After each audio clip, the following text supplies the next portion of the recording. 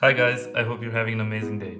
I've had the Canon EOS R for 1.5 years now, and I remember how excited I was at the beginning when I first got it. It was my first camera with an articulating touchscreen and very reliable eye-tracking autofocus, which would make making these YouTube videos much easier and better. At the time, even things like a microphone jack were revolutionary to me because I was coming from a Canon 500D, let alone things like shooting 4K video, 1080 60 frames per second, the ability to shoot in log, a beautiful 30 megapixel sensor, and also the ability to push this sensor to ISO 6400, for example, with no problem at all. All I'm trying to say is that at the time the Canon EOS R was a huge step forward for me, but now 1.5 years later I'm not only thinking about retiring it as my A camera, but I've actually ordered a new camera already and it's on its way. So yes, to answer the question right from the start, 2023 is the year where I'm retiring the Canon EOS R as my main camera. In today's video I want to talk a little bit about this camera and answer two questions which might help you decide if you were considering the EOS R in 2023, whether you should get it or skip it. The first question is, why is it time to retire my Canon EOS R as my main camera in 2023? And the second question is, what features am I missing to get my job done,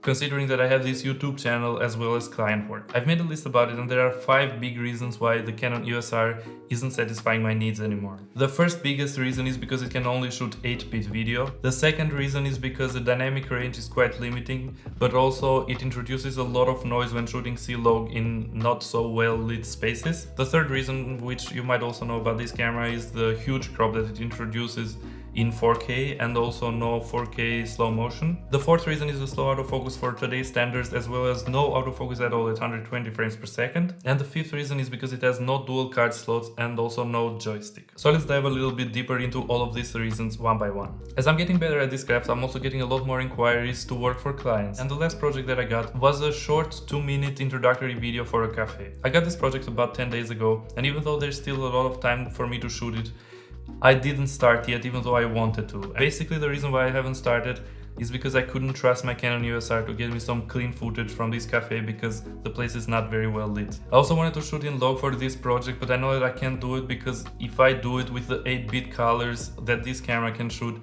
I'm gonna have a lot of problems afterwards with making the things, the coffee and the food there, look pleasing to me, and that's really the reason why I have procrastinated. Also, I tried the Canon R5 last month and I think that spoiled me a little bit, and I think from now on I need a camera that can shoot 10-bit 422 video. On the other hand, don't get me wrong, if I started this project I know that I could pull it off to an acceptable level where the client would also be happy with it, but I know that I personally will not be happy with this work completely because of the colors. I know that I won't like them so much.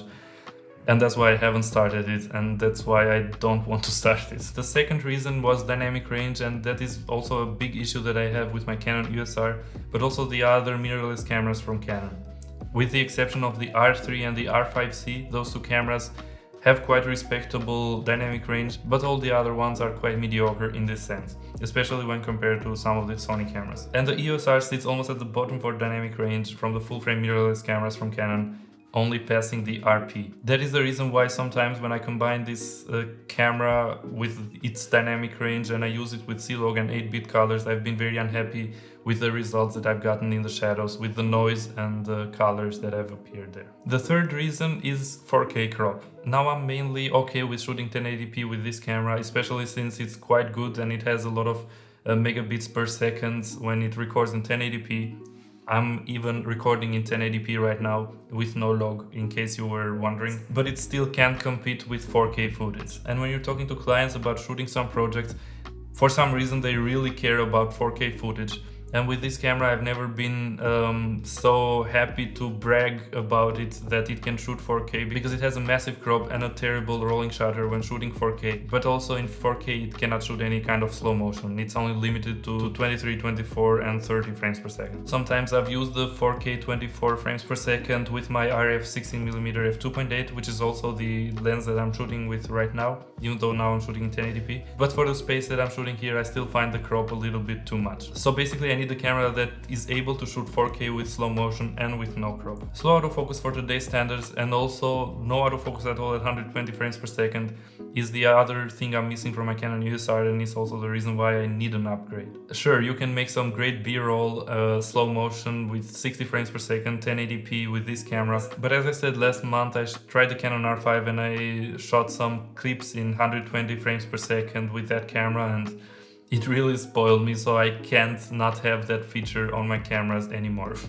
The Canon EOS R5 was also much better than my EOS R when it comes to the autofocusing speed, which made it very difficult to miss the shot, especially when shooting sports or even street photography, which I do a lot. And the fifth biggest reason why it's time for me to upgrade the Canon EOS R are the so-called pro body features like dual card slots and a joystick. I think part of the reason why I barely ever use the viewfinder on my Canon EOS R is because the autofocus is slow and there is no joystick to help me to get the focus at the place where I want to get it. Sure, there is this feature where you can touch the screen where you have your eye on the camera and then point the autofocus where you want it, but it's just not fast enough, so I found it a little bit pointless, to be honest. As for the dual card slots, I have some important events that I will be shooting this summer, and with my Lexar SD cards for the past 1.5 years, it has been technically like, I don't know, 99.9999% reliable, because I've only had them fail on me one time when for some reason half the footage was deleted,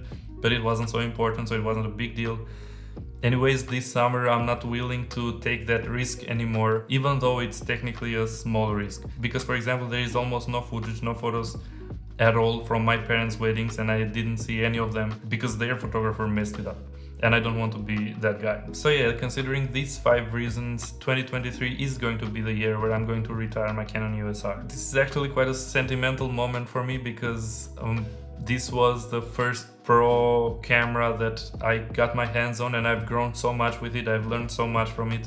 I got my first client work from it, and basically almost all the YouTube videos are made with this camera, and all that I know I've learned from this camera. So I'm quite sentimental about it. But on the other hand, I look very much forward to the next cameras that I'm going to be using on my journey and the new things that I'm going to be learning from them. The next of which is coming tomorrow. And I'm not going to spoil which one that is, because I want to make a new video about it next week and talk a little bit about the reasons why I went with the particular camera that I went with. Thank you very much for watching, guys. I really appreciate you all for being here, and I hope to see you in the next one. Peace.